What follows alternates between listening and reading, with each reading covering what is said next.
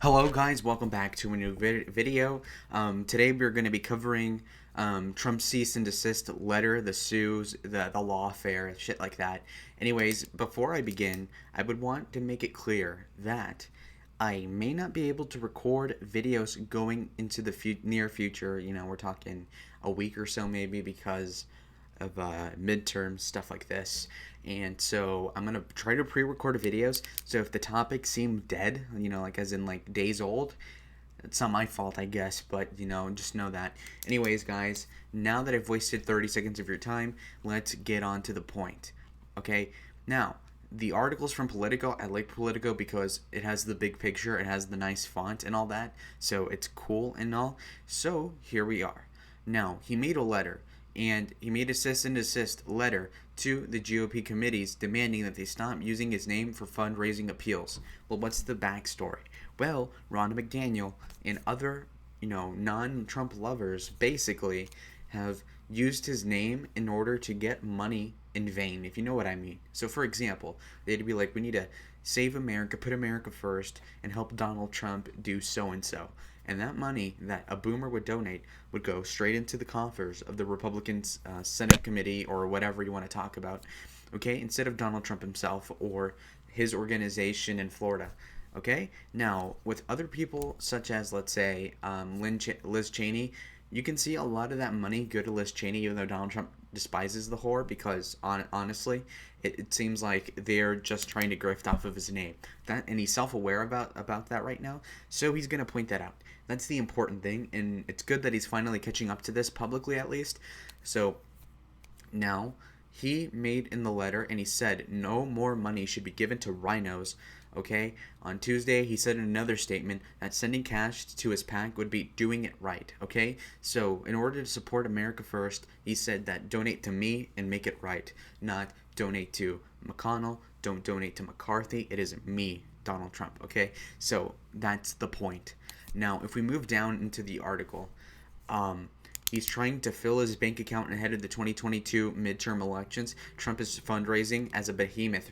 He gets a lot of money, and he tries to get the donor base onto him. Okay, he doesn't want the donor base to be grifted upon by McDaniel or Mitt Romney, basically, and taken from him. So that's a good thing. For years now, the Republicans have been making a ton of money off of the back of Trump, and millions and millions of dollars, and a lot of that money that went to stop the steal, so-called, went to was used by Lindsey Graham for nefarious purposes, or like of the $150 million that were raised for Stop the Steal, which was supposed to help President Trump, the majority was spent on the Georgia campaigns, which is just fucking reprehensible, because ultimately both of those people stabbed Trump in the back, as far as I can remember. So no good, no good. Screw yourself, Republicans, for doing that. You little sissies. I don't like that. Now, quoting, everyone else is cashing in on the popularity with the base. He wants to control the money, though. Trump wants to have the influence, and one of the greatest ways to have the influence over the party is to control the cash of the party.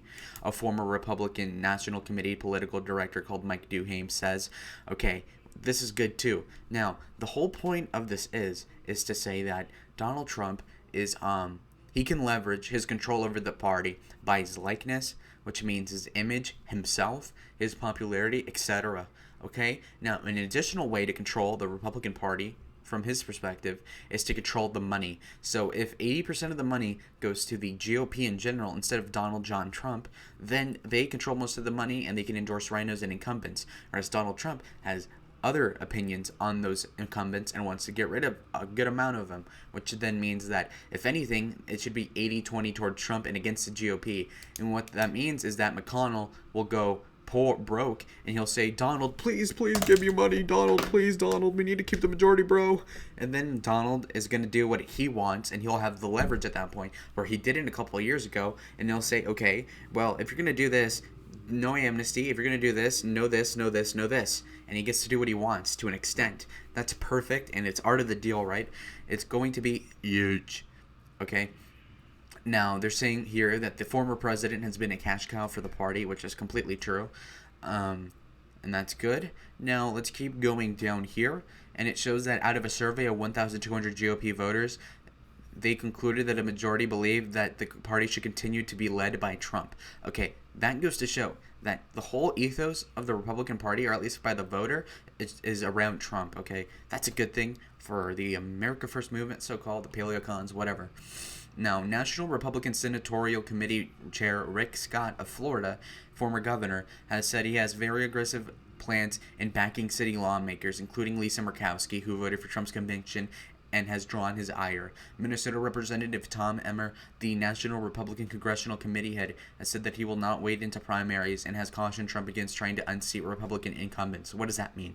Very important to keep track in the future of what this is.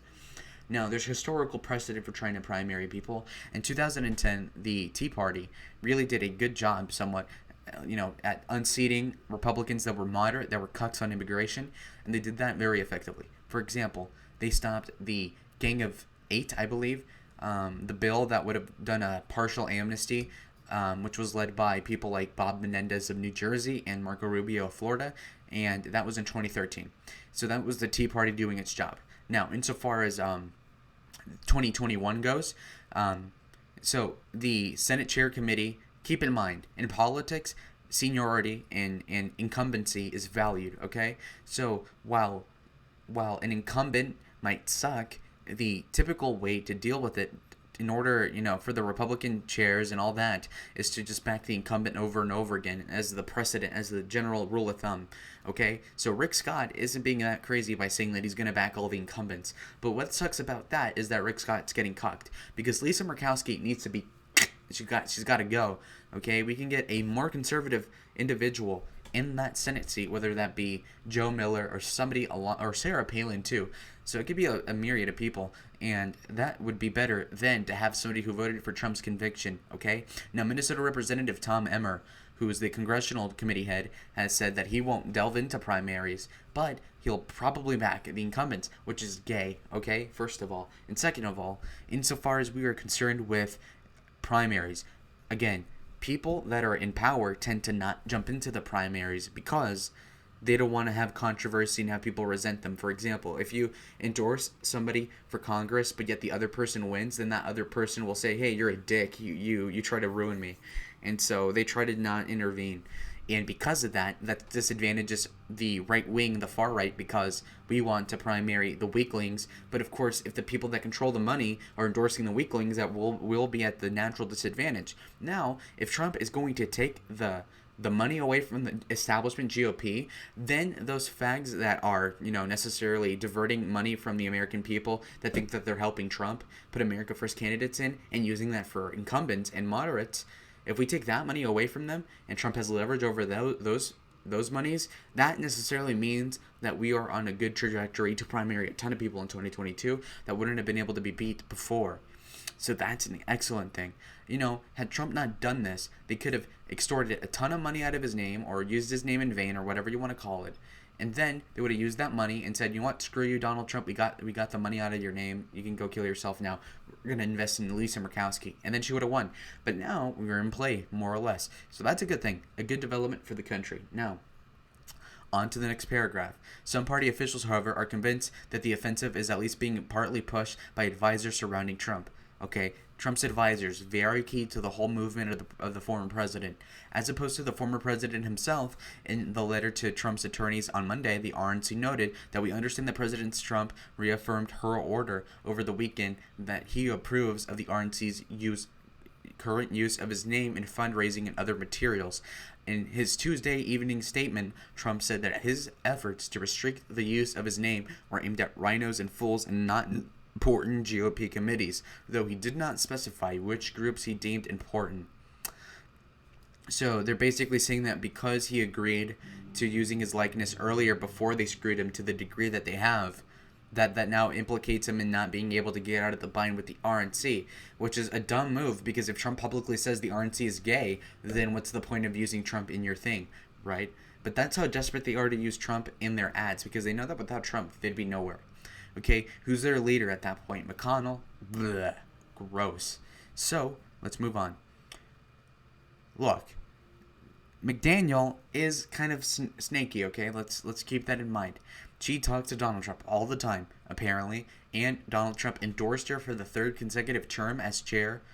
Okay, and you know what? Was that a bad move by Trump? Probably. Now maybe there was no good opposition against McDaniel, which might have been the case. But if there was a good alternative that was viable, Trump should have endorsed the alternative.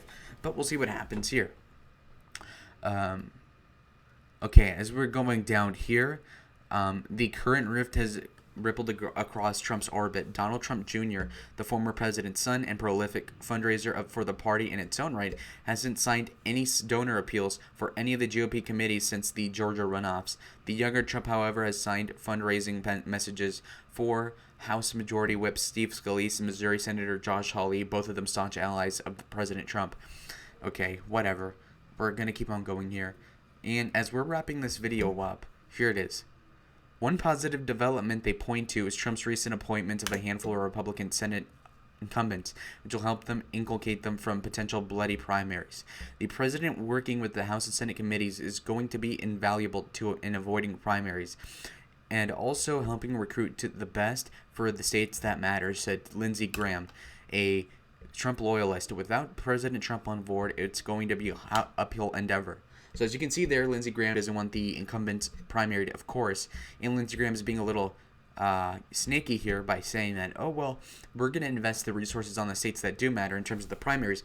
And see, he laid in a truth with the big lie, so to speak. If it were up to Graham, he doesn't want America First people in the Senate. But the thing is about Graham is that he's going to play into Trump's he's going to be like the reasonable devil, if you know what I mean. He'll be like, well, you know, Donald, if you really want to do what you need to do, you need to follow this cuck establishment way, and then we're going to figure it out after.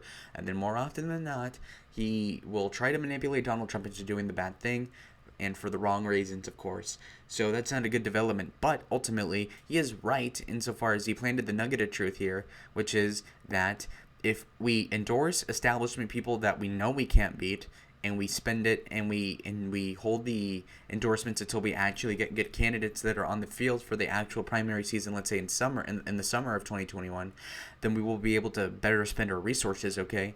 Why would we try to primary, let's say, Tim Scott when his approval rating in South Carolina, let's say, is about 60%? It'd be pretty difficult to primary the guy. He's black. I mean, the optics are pretty good for him. So I personally believe that that'd be a dumb idea. And therefore, instead of spending, let's say, $20 million on a let's say... Okay, wait, I interrupted myself for a little bit. Okay, so if we waste our time on trying to primary Scott and we spend tens of millions of dollars on our own, right, trying to beat Scott and we lose in the primary, and, you know, fall a little bit short in another state where we were more viable, like, let's say, South Dakota, then we're going to look stupid. So, you know what? Trump endorsing my crap out and stuff like that could be a good idea. And let's keep in mind that if we just narrow our focus on primaries to just like a dozen senators, then we're going to do a lot better than trying to primary like 25 people, okay? So let's be pragmatic. Let's try to save our money for what the real focus is here. So overall, Donald Trump trying to get the money back from the establishment GOP is a really good idea, and I really praise this development. It's a good thing. Thank you for watching, and goodbye for now.